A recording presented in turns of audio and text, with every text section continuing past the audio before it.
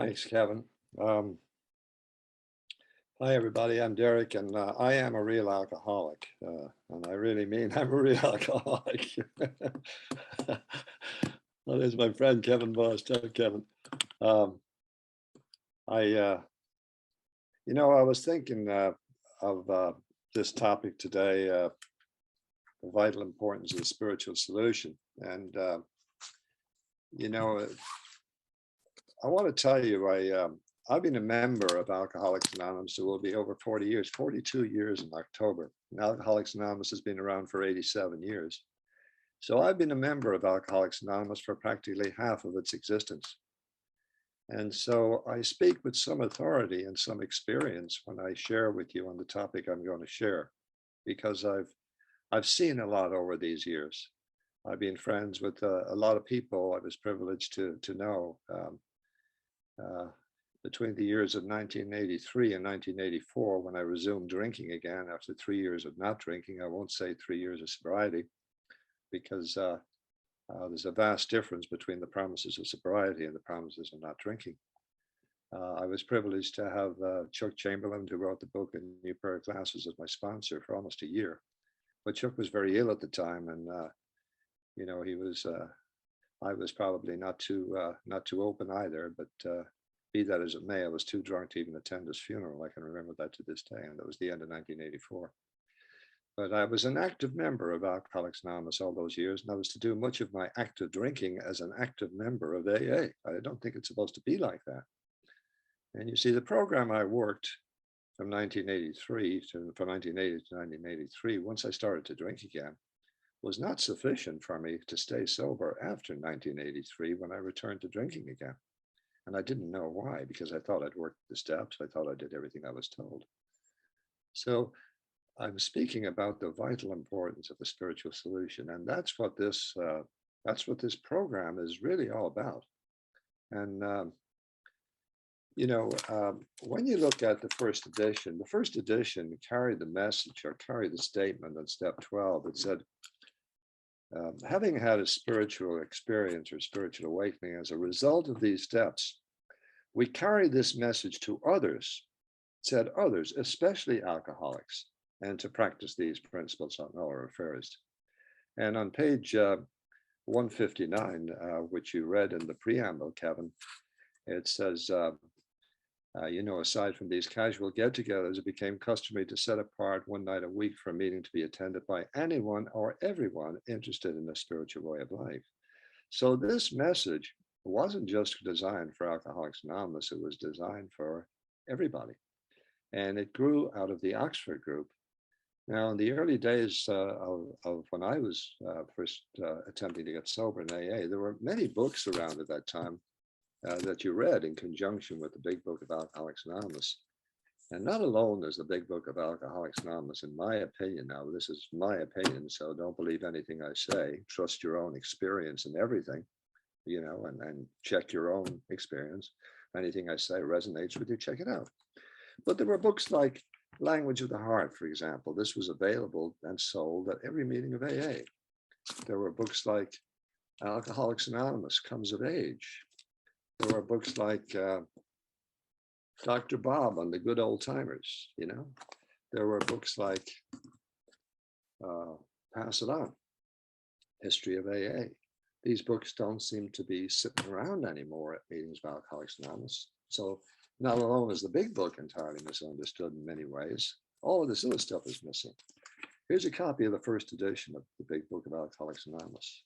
And you find here on the forward to the first edition, you'll see here in high bold letters, precisely how we have recovered. Not kind of like maybe, but precisely how we have recovered. So the message contained in this big book is a message of a spiritual way of life. It's not about anything else. Now, that doesn't mean there's different ways of getting sober. And I really want to address this because something happened in Alcoholics Anonymous.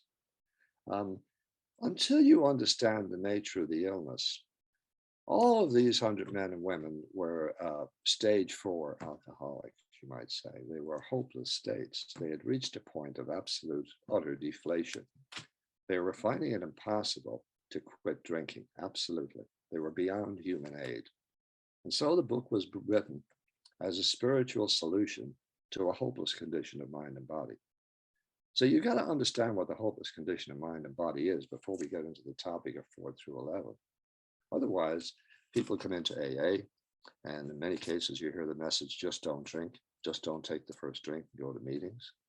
You'll see on the walls of many AA meetings, think, with your hopeless condition of mind, think your drink through, all of these kind of statements. So it's important to understand. Now, I'm not debating that people can get sober on a non-spiritual basis. And that's clearly stated. For example, if you go to page 34 in the big book, it says here, whether such a person can quit upon a non-spiritual basis depends upon the extent to which he's already lost the power of choice to choose whether he will drink or not. And there's 4 stages of alcoholism talked about on page 108 to 110. And they're numbered on bottom of page 8:1. Your husband may be only a heavy drinker. His drinking may be constant, blah, blah, blah. And I'm not going to read the whole lot. The world is full of people like him. Some will moderate or stop entirely, and some will not. But those who keep on, a good number will become true alcoholics after a while. And then it goes on to number 2 on page 109. Your husband is showing lack of control. He's unable to stay in the water wagon. It goes on. He is remorseful after serious drinking, tells you he wants to stop. But when he gets over his spree, he begins to think once more he can drink moderately next time. We think this person is in danger. As we say among ourselves, he want to stop. And then we are now number 3. Husband has gone much further than husband number 2. Though once the number 2, he becomes worse. His friends have slipped away. His home is in near wreck. He cannot hold a position. Maybe the doctor's being called in. The round of sanitariums and hospitals have begun. Today we call these rehabs. And then there's number 4. Now, number 3 and number 4 have entered into this region for which this book was written about. The requirement for membership in Alcoholics Anonymous is a desire to stop drinking. It doesn't say the requirement for membership is to be an alcoholic. It's a desire to stop drinking. So you'll find in A, moderate drinkers who can stop for a good enough reason. And when you see people stop for a good enough reason, they obviously don't need, a power greater than human power. And it's amusing, really, because they say in AA, do they not, that the first step is the most important step. And it says we're powerless over alcohol. Well, if you're powerless, you're powerless. If you're powerless, you become aware that you have an obsession of the mind, mentally different, that you have a recurring, persistent idea that's more powerful and doesn't respond to reason or reasons. You're powerless. You've no power. You have a hopeless condition of body. Once you take up the first drink, you suffer from the phenomenon of craving. You've little or no control over the amount you take after that, and you have no predicting the outcome. These are the conditions. And those questions are asked on page 44 of the big book, the chapter of the agnostic. So the doctor's opinion, Bill's story, there is a solution, more about alcoholism, are all about step 1. And they're trying to convince you that there's nothing you can do by your own human power. And if there's nothing you can do by your own human power, then that cuts out trying to not drink a day at a time. You give up trying to control your drinking. How can you really have taken step 1 if you're saying by your own power, you're just not drinking a day at a time? You can do that if you're not a real alcoholic. You can do that if you're in the early stages of alcoholism. But what often happens is alcoholism is a progressive illness. So many people who get stopped on willpower a day at a time, 10 years go by, 5 years go by, 15 years go by. I've seen it. I've been around long enough. And they drink again. And then they come back into what they call the program. And they attempt using the same method of approach, going to meetings, meeting makers make it, all that type of stuff, to stay sober on the program that kept them sober for those first 15 years. And they fail because they've now entered into the region from which there's no return to human aid. And that example is given in more about alcoholism on, I forget the page number. It says a man was doing a great deal of spree drinking. Let's see where it's. A man of 30 was doing a great deal of spree drinking, page 32. He was very nervous in the morning after these bouts and quieted himself with more liquor. And so he saw that once he started, no hope at all. Now he's demonstrating the symptoms of a real alcoholic. Now we're told that he's an exceptional man. Exceptional, there's always an exception. And he makes up his mind where the main problem of the alcoholic is that he's going to remain sober, bone dry for another 25 years until he's successful in business. And he does.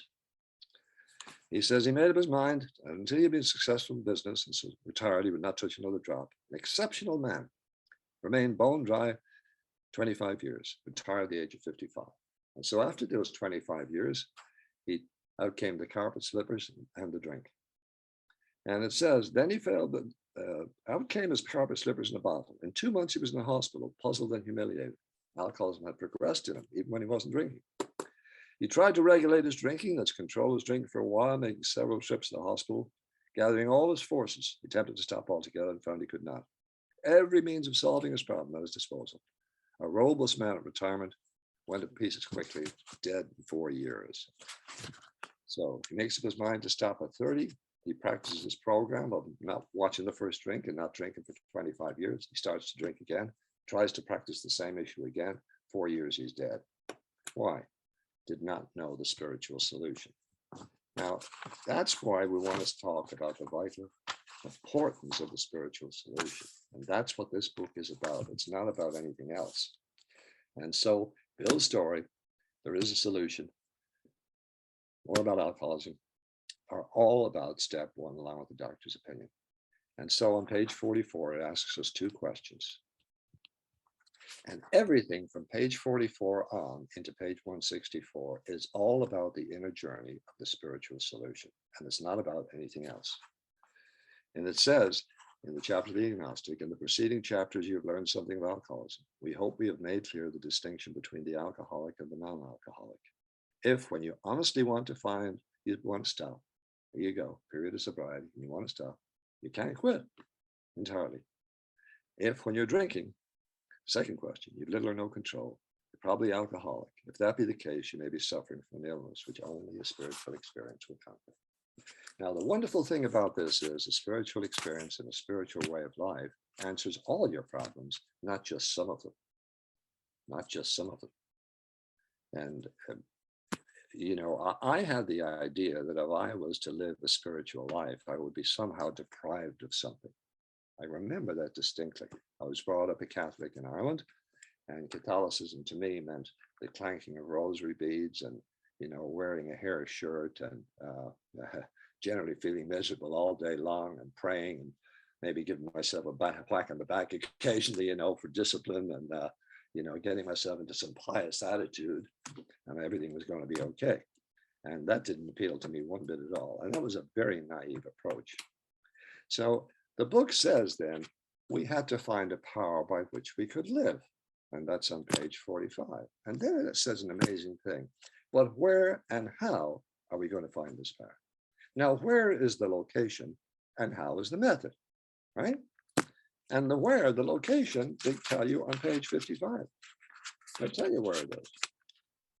And it says, we found the great reality deep down within us. That's another word for God, halfway down the page. In the last analysis, it is only there that it may be found, and so with us. So this power is to be found deep down within. And it is, in fact, our own divine self. So beyond the ego mind lies the higher mind. And that mind is your own higher mind, your own divine mind, which is one with divine mind. It's an elevated state of consciousness in which you can live now. It's in you now. You can call it whatever you like, call it the soul, whatever. But you can live in the consciousness of that and be able to cope with your difficulties and see life clearly. And it's only that that overrides the craziness of the personality or the lower ego brain mind. And the egoic brain mind is nothing more than the collection of beliefs, thoughts, ideas that block you from the awareness of that. And so the spiritual journey commences when you realize that. And so if you're convinced of this reality, that one, it's all on page 60. Let's take a look. Hey, we were alcoholic and couldn't manage our own lives. It's the human condition. We couldn't manage our own lives. And why can't we manage our own lives? I'll tell you in a moment. B, probably no human power could have relieved our alcoholism. You know, that's the awareness. And C, that's the awareness of step 2. God couldn't would if he were so. And then it says being convinced with step 3, which is we're ready to make a decision whether we want to work this process to find God or not, having been convinced of those first 2 portions. That means that we are going to turn our will and our life. Just what I mean by that, just what we do. And here it is. The first requirement is be convinced that any life run on self-will can hardly be a success. Any life that's guided by the ego brain mind, all of these thoughts, all these ideas, all of the idea of grabbing something out there and pulling it in here is going to make you happy. It doesn't work. Think about it. You get the right girl, or you girls, you get the right guy, and then he doesn't look right. And then she doesn't look right. Then you want another one, you know? And then you want that one. And then if she'd only be this way, and then you're putting one head in another body and wishing it was like this. Oh my God, you know? And then you buy a car and that makes you happy for a while. And then you wish you got one with a spoiler or the leather seats were wrong, you know? And on you go through life trying to fix this and pull this in. The ego mind is all dominated by the thought of something out there is going to be dragged in here and make you happy. And you can live 1,000 lifetimes to learn that lesson, that it doesn't work. What you need to do is go inside. The headlights need to be switched inward. And that's the joy. And we alcoholics who are real alcoholics, we must find this or die. The average person may have an unhappy life, but our life depends on this. We got to go inward. We got to find the real spiritual solution within. And so we make the decision. And Bill had written here, if you're not convinced in the original manuscript, if you're not convinced on these vital issues, you want to reread the book to this point or else throw it away. Wonderful, because it won't make any sense. And so if you're convinced on this, if you're convinced that this, you know, that's the deal, then you're ready to go. You see, and step 3 doesn't say, I offer myself to thee, relieve me of the bondage of alcoholism, cocaine, heroin, sex. No, it says, relieve me of the bondage of self. Self, the ego brain mind, and all the crap that's going on in it. That's what the problem is, not the booze. The booze was your solution to this thing. You know, if you had a funnel here, this is what you were doing. You know, I wasn't drinking to get drunk. I was drinking to feel comfortable, like I thought you felt. You know, but I couldn't control it. So you can only see the symptoms of that insanity when you're not drinking. I thought the insanity was when you were drinking. Everyone's insane when they're drunk. You don't need to be an alcoholic. You know, everyone's insane when they're drunk, isn't it? Everyone, you know. So when you stop drinking, it's only then you can see the insanity of alcoholism. That's when you can do the diagnosis. And the diagnosis is the recognition of an illness by its characteristic symptoms. So what are the symptoms of alcoholism? Well, they're listed on page 52. This is the stuff we've got going on in our lives when we're not drinking. And this is why we drink. And this is why people overeat or whatever they medicate themselves with. It says, we were having trouble with personal relationships. Ask yourself, was there ever a time in your life you weren't having trouble with personal relationships, right? We couldn't control our emotional natures. We were prey to misery and depression. We couldn't make a living with a feeling of uselessness. We were full of fear. We were unhappy on a good day. We couldn't seem to be of real help to other people. Make a list of people you've been of real help to. I had a sponsor who said to me, Derek, it shouldn't take you long. That's the problem. Now, some people medicate that with alcohol, and they call them alcoholics. Some people medicate it with food, and we call them overeaters, bulimics, anorexic. Some people medicate it with sex, and we call them sex addicts. Some people with gambling, and on these 12-step programs go. And we're calling the illness by the symptom and not by the problem. The problem is singular. The problem is a spiritual malady, the delusion of separation from God. The thinking that you're separated from your own higher divine self, and you're not. In reality, it's there in you. In fact, back in Ireland, when somebody's died, we used to say the life left them. Well, where'd it go? You know, and what's left? See, the problem is left, the life left. The life animates the form. And another word for the higher self is life or God. Life is in everything. You can't kill it. Life animates everything. Life is in the rocks, the stones, the trees. The life that's living me is living every one of you together, and it's one life. So we got to find it. And that's exactly what this book is, an alien object to enable you to find the power great in yourself to restore your power. So we start off on step 4. We start on the spiritual journey. We start listing people, principles, institutions with whom we were angry. We start off with that. And anger is defined as a strong feeling. How long have I got, Steve? How long leaving? Give me 10, 15 minutes. Sign somebody. Let me know. Yeah, we say up to say 45 minutes share. So 10 minutes too would be sufficient. 10 minutes for left. questions and answers. Okay, Yeah. 10 minutes left. Okay. I apologize, my fault. No, that's fine. We get into the spiritual solution now by we look at people, principles, and institutions with whom we're angry. So anger is defined as a strong feeling of displeasure directed at a person or object. We make a list of them. You know, what did this person do? The action they took to create in me a feeling of displeasure directed at them. We list people, principles, institutions. Then we move on and we ask what's affected inside under 5 headings. And you know, when I looked at all the things going on, the same things were always being affected in me. Then we make a list of our 4th column and we ask ourselves, putting out of our minds the wrongs others have done, we look for our own mistakes. Where was I selfish, dishonest? Where was I selfish in my thinking? Where was I selfish in my, in my thoughts, in my actions? See? We make a list of all that. Then we get into our fear inventory. Then we get into a thorough sexual inventory. And this is going to take a while to do it correctly. This is not something you're going to do in a matchbox, in Denny's and share with your sponsor in 5 minutes. My 5th step took about 70 hours, thorough inventory. When you do that, an amazing relief happens. And there are 7 promises after the 5th step on page 75, not the least of which the obsession is gone, and you start to feel the closeness with this divine self within you. Now you've identified the beliefs, the underlying thoughts and emotions that have been guiding you blindly. Things like I'm not good enough, I'm unlovable, instances from your childhood that you might remember that caused you to have these feelings of inferiority about yourself. I remember my father saying to me, who are you to think you could say that you do that? And that blinding still reminds me.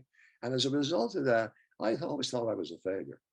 So I was always trying to make money instead of finding my passion. Bill had the same issue. He said, I proved to the world I was important. Why? Because he felt unimportant. Why did he feel unimportant? Well, his father left when he was about 7. That was in 1902 in a little town in New Hampshire. His mother then goes away to be a doctor, and he and his sister are left alone. He had a very traumatic childhood. It was over 100 years ago. You didn't get divorced in those days. So Bill felt very unimportant, So we identify these beliefs and we start to notice them for the first time. And in 6 and 7, we bring them to awareness and we form a spiritual ideal, an anchor that can guide our life. And I never had anything, only comfort. And at this point in time, this power starts to take on a whole new meaning. You start to feel a closeness to it, an awareness of its presence. And in some intangible way, the invisible starts to make itself known to us. If this is done properly, this is what occurs. In 8 and 9, we start to make a list of people we've wronged, and we start to understand the process of forgiveness. And forgiveness is not so much from some lofty attitude that you're going to say, I forgive you, I'm so wonderful, or all of that sort of stuff. It's an understanding that you see the divine light in your brother. You see the divine principle in another, and you see the personality as the block to that divine principle. Everybody's personality is different because every ego brain mind is all sorts of crazy thoughts going around it, and everybody puts on their glasses. And the mistake you make is to think of somebody who's thinking the same way as you are. And you don't even understand your own thinking, let alone anybody else understanding it. So everybody's got a different vision going on. How the hell can you communicate? It's crazy. You've got to get into the spiritual reality. And step 10 now is the dawning of the awareness. Step 10 is really the promises of the realization of divinity within yourself. It's the process of self-realization. And when you realize this situation, you're then ready to go on step 10. You're out of the swamp, so to speak. And you're walking for the first time on solid ground through the swamp. And every time your foot sinks into the swamp now, you'll be aware of it, because it tells us, does it not, we've entered the world of the spirit. It says to continue to watch for selfishness, dishonesty, resentment, and fear. When they crop up, not if they crop up. Your foot sinks, you know it now. In the beginning, you were in the swamp. Somebody says, watch out for the swamp. You're up to your ears. What swamp? Now you're out of it. And now you can see it. And step 12 is the summation of everything that's gone before. Having had a spiritual awakening. You can't awaken something that isn't there. Awaken. You've awakened your spiritual nature. You're awake. You see clearly and you respond accurately. And now you want to improve that conscious awareness. You know, it's really quite amazing. On page 29, for example, it says, further on, clear-cut directions are given, showing precisely how we have recovered. Not showing kind of like maybe, not take it or leave it, but precisely. And then on page 85, you know, after the promises of the 10th step, it says this. Much has already been said about receiving strength, inspiration, and direction from him who is all knowledge and power. If we have carefully followed directions, not suggestions, directions, we have begun to sense the flow of his spirit into us. The spiritual flow now starts to come from your divine self down into the human conscious brain mind that is now cleared out of all the crap and all the ideas, and you're ready to be an instrument of the higher will. If we have carefully followed directions, we have become to sense the flow of the spirit into us. To some extent, we have become God conscious. We have begun to develop this vital sixth sense. There are only 5 senses in the physical three-dimensional world in which we live: hearing, taste, touch, smell, and sight. This process gives you the development of the vital sixth sense. This is the sense of intuition. This is the sense of the ability to intuitively communicate between that which is invisible and that which is visible. In other words, the transcendental and the physical. You are making conscious contact. And as you develop this over time, and this is real, I mean, I thought this was fairy tale stuff, you know, as you get really into this, you will be able to receive guidance and direction in your life to check what's going on. And fear evaporates. It just evaporates. You know, I'm going through some health things. I won't get into it at the moment, but I have no fear. You know, I really have no fear. I've gone through some of this before, and that's what life is about. It's a way of living, a new way of life, a real purposeful direction. And we awake to the glory of step 12. Now, this doesn't mean we don't have problems in life, but we have the ability to conquer our problems and to grow from them. To conquer our problems and to grow from them. And our illness of alcoholism, if you will, rests on that. Our real purpose, on page 77, is to fit ourselves to be of maximum service to God and the people around us. It's not our primary purpose is to stay sober and help other alcoholics achieve sobriety. That was something from a Grapevine article in 1941 when the press called in and asked, what's the purpose of AA? Our real purpose is to fit ourselves to be of maximum service to people around us. That's the purpose, and that's the underlying principle that will guarantee sobriety. Our code, we have a purpose, a code, and a function. 3 things. And it's on page 84. Our function is to grow in effectiveness and understanding. And our code is love and tolerance of others. Love and tolerance of others is our code. So that's the real purpose of the program of Alcoholics Anonymous as it's laid out in our textbook. Now, I'm not disputing there are other programs. His program, her program, spiritual program, many, many other programs, many other ways of getting trouble. I'm not here to discuss any of them. They don't work for me. This one does. And I've had the ability to work with hundreds of people over the years who have touched the lives of probably thousands of people now. And I know from experience, this thing works. So I'd like to close with this. It's a beautiful thing that I keep. When we learn to eliminate from ourselves self-hatred, guilt, remorse, shame, blame, anger, and the myriad thought forms of the ego, our consciousness rises to the elevated awareness of being connected and one with God. In this state, we become aware at last of what love is, and we become aware of what we are. Love is a state of being, not a state of feeling. It goes well beyond the realm of the emotions. It's an attitude of benevolence and kindness towards all creation, particularly oneself, at all times and under all circumstances. Love is the most magnetic force in the universe. It is the bridge between the emotional and the spiritual. When we learn to live in this state of being, all things become possible. This, therefore, is the place of miracles, because love's frequency is a vibrational match to that of God. who is the architect of all creation. Thank you, guys. All right.